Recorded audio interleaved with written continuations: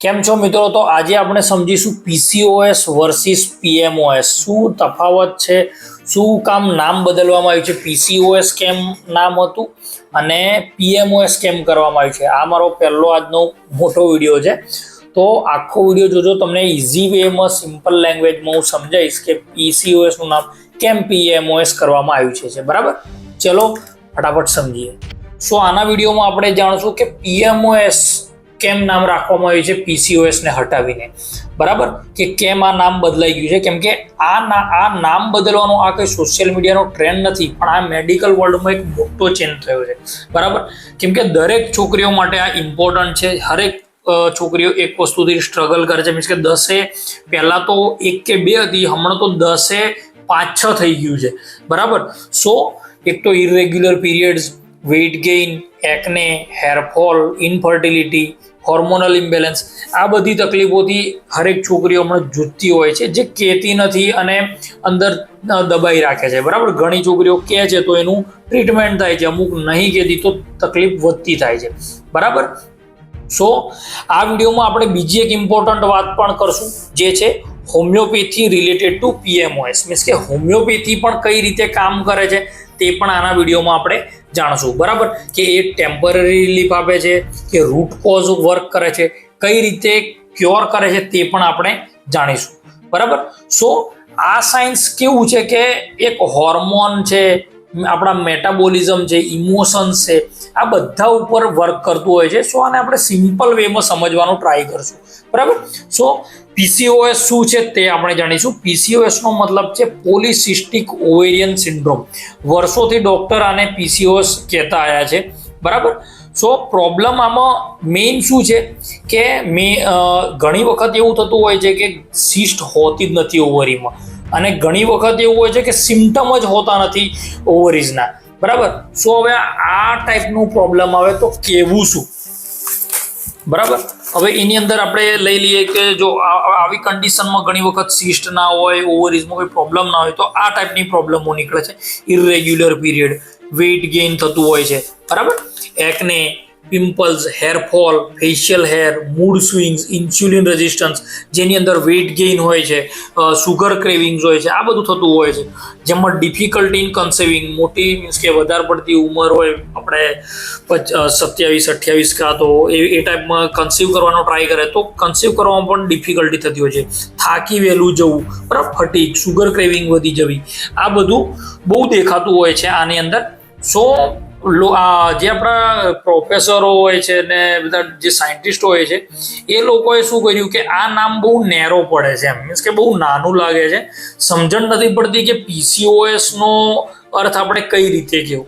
સો આ લોકોએ આનું નવું નામ ઇન્ટ્રોડ્યુસ કર્યું, જેનું નામ છે પીએમઓએસ, જેને કહેવાય છે poly endocrine metabolic ovarian syndrome. બરાબર, મીન્સ કે આ નામ આપણને ક્લિયરલી ઇન્ડિકેટ કરે છે કે પ્રોબ્લેમ ખાલી ઓવરીની નથી, પણ હોર્મોન્સ, એટલે મેટાબોલિઝમ, એને આપણે હોર્મોન અને મેટાબોલિક સિસ્ટમની પણ મેઇન પ્રોબ્લેમ છે. બરાબર, સો આની અંદર થાય છે શું આપણે તે જાણીશું. પીએમઓએસ, ઇમેજિન કરો કે તમારી બોડી એક જાતનું બેન્ડ છે. આ જે બેન્ડ વાળા વગાડતા હોય છે ને લગ્નોમાં, તો તમે જોયું જ હશે કે બેન્ડમાં જે મેઇન ગાયક કલાકાર હોય છે એના ઈશારા ઉપર જ બધા વગાડતા હોય છે. એમને કોઈ બી આગળ પાછળ વગાડતું નથી. સેમ આપણા બોડીમાં બી બધા હોર્મોન્સ ને એ બધું છે એક સિંકમાં ચાલતું હોય છે. બરાબર, અગર એ સિંકમાંથી મેઇન માણસ બગડ્યો તો અંદરની તકલીફ વધી. બરાબર, સો એ જ રીતે periods, ovulation, metabolism, emotions, insulin, આ બધું ઇન્સ્ટ્રુમેન્ટ તરીકે દેખો, અને આ બધું સિંકમાં ચાલતું હોય છે. બરાબર, જો આ બધું એક જ સરખી રીતે ચાલે તો એકદમ સ્મૂથ ચાલશે. બરાબર, પણ જો કંડક્ટર એટલે કે મેઇન ગાવાવાળો જો ડિસ્ટર્બ થઈ ગયો, બરાબર, તો પછી બધું જ ગોતે ચડી જશે. બરાબર, સો પીએમઓએસ નો મેઇન માણસ ડિસ્ટર્બ થાય છે. હવે મેઇન માણસ કોણ છે તે આપણે જોઈએ. મેઇન માણસ છે આપણા હોર્મોન ઇમ્બેલેન્સ. બરાબર, મેઇન પ્લેયરો છે આપણા હોર્મોન ઇમ્બેલેન્સ, ઇન્સ્યુલિન રેઝિસ્ટન્સ, પછી છે ઓવ્યુલેશન ડિસ્ટર્બ થાય છે, ઇન્ફ્લેમેશન પ્લસ સ્ટ્રેસ, આ બધા મેઇન છે. હવે આના લીધે શું પ્રોબ્લેમો થાય તે જાણીએ. હોર્મોનલ ઇમ્બેલેન્સ, જો એની અંદર આવે છે ઇસ્ટ્રોજન, પ્રોજેસ્ટેરોન અને એન્ડ્રોજન. જો એન્ડ્રોજન વધી જશે તો તમને પિમ્પલ્સ, હેરફોલ, ફેશિયલ હેર આ તમને દેખવા મળશે. જો ઇન્સ્યુલિન રેઝિસ્ટન્સ સેન્સિટિવિટી વધી જશે તો આની અંદર ઇન્સ્યુલિનનું પ્રોડક્શન તો થાય છે પણ સેલ્સ પ્રોપર વર્ક કરતા નથી. સો એના લીધે weight gain, cravings, sugar cravings, salt cravings, fatigue, થાકી વહેલું જવું, બરાબર. એના લીધે મોર હોર્મોન ડિસ્ટર્બન્સ પણ થતું હોય છે, બરાબર. એના પછી થાય છે ઓવ્યુલેશન ડિસ્ટર્બન્સ, બરાબર. જો અગર ઓવ્યુલેશન ડિસ્ટર્બ હશે તો ઇરેગ્યુલર પીરિયડ રહેશે, ડિલે સાયકલ થશે, કન્સીવ થવામાં પણ પ્રોબ્લેમ થશે, બરાબર. સો ઇન્ફ્લેમેશન પ્લસ સ્ટ્રેસ, જો બોડીની અંદર કોઈ જાતનો ઇન્ફ્લેમેશન કેવું હશે કાં તો પછી સ્ટ્રેસ વધારે લેતા હશે, બરાબર. તો સ્ટ્રેસ હોર્મોન જો ડિસ્ટર્બ થયો એટલે ફિમેલની અંદર દેખાશે તમને anxiety, home sickness, suppressed emotion બહુ દબાઈ રાખશે, કાં તો પછી ગુસ્સે થશે તો કહેશે નહીં, દબાઈ રાખશે, ચીડિયો સ્વભાવ થઈ જશે, બૂમો બૂમ કરશે, બરાબર. રિલેશનશિપ સ્ટ્રેસ, ઓવર થિંકિંગ, આ બધું આ PMOSના કારણે થતું હોય છે, બરાબર. સો નેમ ચેન્જ કરવાનો ઇમ્પોર્ટન્ટ કેમ છે તે આપણે જાણીએ. PCOS નામ સાંભળીને કોઈ પણ છોકરીઓ એક જ વસ્તુ વિચારતી કે સાલું PCOS થયું એટલે પેનિકમાં આવી જાય પહેલાં તો, અને પછી એના લીધે એવું વિચારે કે મને સિસ્ટ તો નથી, જો હું પ્રેગ્નન્ટ થઈશ કે નહીં થઈ, મારામાં કંઈ પ્રોબ્લેમ છે, મારી ફર્ટિલિટીમાં કંઈ પ્રોબ્લેમ થશે કે નહીં. હવે આ કન્ડિશન PMOS આપણે રાખ્યું તો PMOS એકદમ ક્લિયર ઇન્ડિકેશન બતાવે છે કે આ વસ્તુ શેનાથી ઇન્ક્લુડેડ છે. હોર્મોન, મેટાબોલિઝમ, ઇમોશન્સ, રિપ્રોડક્ટિવ, બરાબર. સો આ બધું એકદમ ચોખ્ખું બતાવે છે કે આટલા મીન્સ કે આપણા બોડીના જે મેઇન આપણે એન્ડોક્રાઇન સિસ્ટમના જે એને શું કહી શકાય આપણે હોર્મોન્સ જ ને, બરાબર. તો એ ડિસ્ટર્બ હશે તો પ્રોબ્લેમ તો વધવાની જ છે, બરાબર. સો ટ્રીટમેન્ટ આપણે આના માટે જે કરવાની થશે એ આપણે હોલિસ્ટિક કરવી પડશે, મીન્સ કે હોલ બોડી અને પ્રોપર એની ટ્રીટમેન્ટ કરવી જોઈશે, ના કંઈ ખાલી ટેબ્લેટ્સો આથી, બરાબર. સો હવે હોમિયોપેથી આની અંદર કઈ રીતે વર્ક કરે છે તે આપણે જાણીશું કે હોમિયોપેથી શું કરે છે. કે હોમિયોપેથી કોઈ જાદુ કરે છે, કાં તો પછી હોર્મોન ઉપરથી એડ કરી નાખે છે, કાં તો પછી હોમિયોપેથી શું સ્ટીરોઇડ છે તે આપણે જાણીશું. કે આ હોર્મોનલ ટેબ્લેટ્સ પણ નથી, હોમિયોપેથી કોઈ સ્ટીરોઇડ નથી, કોઈ હોર્મોનલ ટેબ્લેટ નથી. તો પછી આ કરે છે શું? આ શું કરે છે? સેલ્ફ રેગ્યુલેશન, એટલે કે બોડીનો જે આપણો ઓરા છે, બોડીનો જે વાઇટલ ફોર્સ છે એને એક્ટિવ કરે છે અને એને રેગ્યુલેટ કરે છે. સેલ્ફ રેગ્યુલેશન કરશે એટલે બોડી ફરીથી કેવું મોબાઈલને રીસેટ મારો એની જેવું છે, બરાબર. સો બધું નોર્મલ વેમાં ચાલે એવી રીતે હોમિયોપેથી ટ્રાય કરે છે. સો આની અંદર શું આપણે એક હોમિયોપેથી ડૉક્ટર હશે તો ઓબ્ઝર્વ કરશે. એક તો ફિમેલની પીરિયડ પેટર્ન્સ, એના ઇમોશન્સ, ફૂડ ક્રેવિંગ કેવી છે, થર્મલ નેચર કેવું છે, એને ઠંડી ગમે છે કે ગરમી ગમે છે, ઊંઘ બરાબર આવે છે કે નહીં, સ્ટ્રેસનો રિસ્પોન્સ કઈ રીતે આપે છે, બૂમો પાડે છે, ગુસ્સો કરીને ફેંકી દે છે, કંઈ મારી દે છે, શું કરે છે એ ટાઈપનું, એનું વેઇટ વધે છે કે ઘટે છે, એકને ક્યારે થાય છે, હાર્ડ થાય છે, નોડ્યુલ વાળા થાય, સિસ્ટિક થાય છે, કેવા થાય છે, હેરફોલ ક્યારે વધે છે, બરાબર, હેરફોલ ક્યારે થઈ રહ્યો છે, એની પર્સનાલિટી કેવી છે, આ બધા આપણે ક્વેશ્ચન્સો જોતા હોઈએ છીએ એક ફિમેલ, બરાબર, હોમિયોપેથીમાં. સો હવે તમે એમ વિચારશો કે હવે આવું બધું પૂછે તો પછી બધાની મેડિસિન એક જ હશે? ના, બધાની મેડિસિન અલગ રહેશે, કેમ કે હરેક છોકરી એકબીજાથી અલગ હોય છે, બરાબર. Because every girl has different personalities. અમુક રડવાવાળી હોય છે, અમુક સ્ટ્રોંગ હોય છે, અમુક દબાઈ રાખવાવાળી હોય છે, અમુકને કોઈની પડી નથી, એ રીતનું હોય છે, બરાબર. સો હોમિયોપેથી મેઇનલી વર્ક શેના પર કરે છે? એ આપણા બોડીના હાઇપોથેલેમસ, પિટ્યુટરી ગ્લેન્ડ અને ઓવરિયન એક્સિસ, આ 3 પર વર્ક કરે છે, જેથી બધું રેગ્યુલેટ નોર્મલી થાય છે, બરાબર. હોમિયોપેથી મેઇન શું કરે છે? ઇમ્પ્રૂવ કરે છે communication between brain plus hormone, કે હોર્મોન જે અવળા છૂટે છે, મીન્સ કે ઉપર નીચે થઈ ગયા છે, બરાબર, એને નોર્મલ વેમાં વર્ક કરવામાં મદદ કરે છે.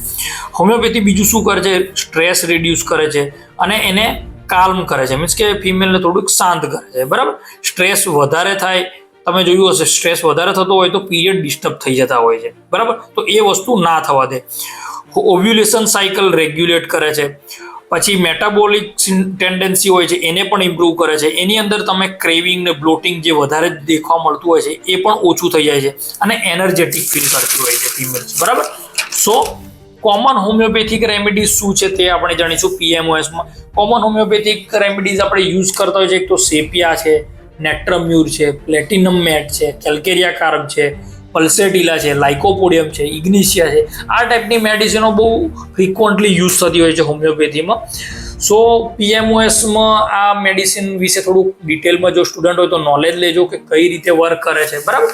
તો તમને બી અંદાજો આવશે. સો હવે મેડિસિન આપણે આપી દીધી, બધું આપી દીધું. હવે આપણે વિચારશું કે મેડિસિન આપી દીધી એટલે કમ્પ્લીટ વર્ક થઈ જશે અને આપણું કામ થઈ ગયું. ના, એવું નથી. Medicine alone is not capable to cure PMOS. બરાબર. એના માટે આપણે લાઇફસ્ટાઇલ ચેન્જ બહુ ઇમ્પોર્ટન્ટ છે. સો ઇમ્પોર્ટન્ટ લાઇફસ્ટાઇલ ટાસ્ક આપણા શું છે? ઊંઘવાનું બરાબર, મીન્સ કે ટાઈમસર ઊંઘી જવું, રાત્રે મોડા જાગવું નહીં, પ્રોટીન ઇન્ટેક સારો રાખવો, વર્કઆઉટ રોજનું રોજ કરવું, સનલાઇટમાં બેસવું જેથી વિટામિન ડી મળે, સ્ટ્રેસ મેનેજમેન્ટ કરવું, ગુસ્સો બહુ કરવો નહીં, સુગરમાં કંટ્રોલ રાખવો, મીન્સ કે કંઈ બહારનું કે પ્રોસેસ ફૂડ, બહારના કોઈ ફૂડ્સ ખાવું નહીં. બરાબર.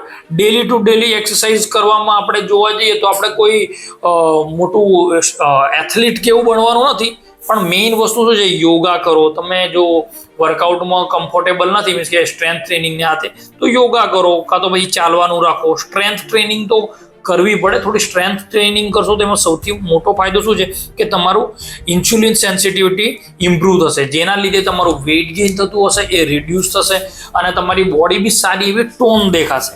બરાબર. કોમન ક્વેશ્ચન PMOSમાં આ જ હોય છે લોકોનો કે કન્સીવ નેચરલી થશે કે નહીં. બરાબર. મીન્સ કે PMOS વાળું પેશન્ટ આવ્યું તો એમ જ પૂછે, સાહેબ મને સારું નેચરલી કન્સીવ થશે કે નહીં, મને આવી પ્રોબ્લેમ છે તો. બરાબર. તો અને ઘણા જણા એવું થતા હોય છે કે આ પ્રોબ્લેમ છે તો કન્સીવ નહીં થાય. ના, એવું નથી. PMOS હશે અને આપણે પ્રોપર લાઇફસ્ટાઇલ ફોલો કરશું, મેડિસિન લેશું તો આરામથી કન્સીવ થશે. બરાબર. સો ઘણી વુમનો એવી હોય છે કે જેને કન્સીવ આરામથી થઈ ગયું હોય છે, પણ ક્યારે કે એ લોકોને પ્રોપર ગાઈડન્સ મળે કે કઈ રીતે સાયકલ ટ્રેકિંગ કરવી, કઈ રીતે ટ્રીટમેન્ટ કરવી, લાઇફસ્ટાઇલ કઈ રીતે સુધારવી, આ બધુંનું ગાઈડન્સ મળશે તો આરામથી અને નેચરલી કન્સીવ થશે. બરાબર. સો PMOS કંઈ મોટી વસ્તુ છે નથી. એ એક જાતનો લાઇફસ્ટાઇલ ડિસઓર્ડર આપણે કહી શકીએ છીએ.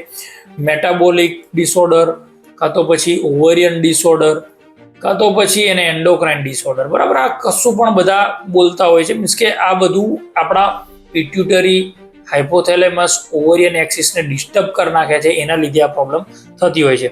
સો મારો આ વિડીયો તમને સારો લાગ્યો હોય તો લાઇક, શેર અને સબસ્ક્રાઇબ કરજો. કોઈ નવા વિડીયો વિશે જાણવું હોય આવી રીતે તો મને કમેન્ટમાં જે બી તમારો ટોપિક હોય એ મેન્શન કરજો. એના વિશે હું મારી રીતે ટ્રાય કરીશ કે એકદમ ઇઝી વેમાં સમજાવું. બરાબર. આમાં કંઈ બી મારા બાજુથી કંઈ ભૂલ થઈ હોય તો થોડુંક એડજસ્ટ કરી લેજો. બરાબર. પહેલો વિડીયો છે. So thank you for watching my video.